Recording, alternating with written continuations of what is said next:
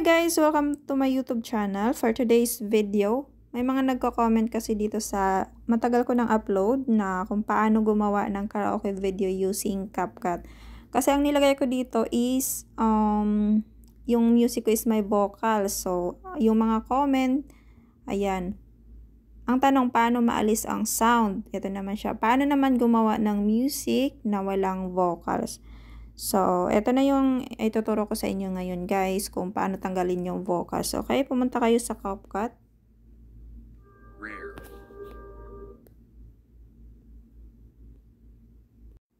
Ayan, tinanggal ko lang yung ads.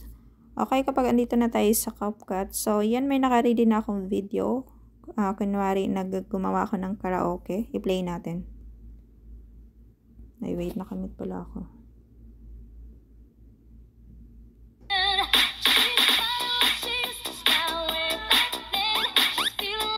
Ayan, i-stop natin para hindi tayo makapiright sa music. So, ngayon, ang gawin natin is, pindutin lang natin yung music. Kung nakaseparate yung music nyo, pindutin nyo lang yung music. Kung yung music nyo naman is nasa video mismo, ang pindutin nyo po yung video. So, since nakaseparate yung music ko, ay tap nyo lang po yan. Kapag na-tap nyo na, hanapin nyo po yung isolate voice. Ayan. And then, remove voice.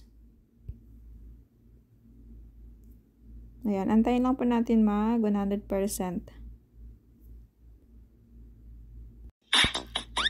Ayan. Natanggal na po siya guys. And then, i-play natin. Wala na po yung kumakanta.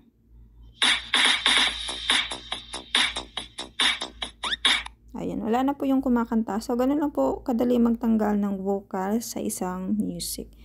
So, but sad to say guys, may bayad po itong pagtanggal ng vocals. Okay, so kapag may pro, ibig sabihin may bayad po yan. So, pindutin mo lang po yung, or kapag i-export mo siya, hindi mo siya ma-export kasi may lalabas na ganito. Upgrade to Pro for extra perks. So, kailangan mo siyang bayaran. So, ayan, may monthly. Andito kasi ako sa Saudi, kaya ano yung pera? Naka-reals. So, hindi ko sure kung magkano yan sa peso. Okay, so, i-try nyo lang po kung gusto nyo po talagang tanggalan ng vocals yung video nyo para magiging karaoke. So, ganun lang magtanggal.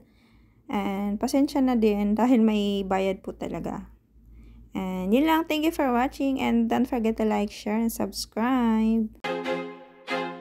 I feel like I'm losing my mind.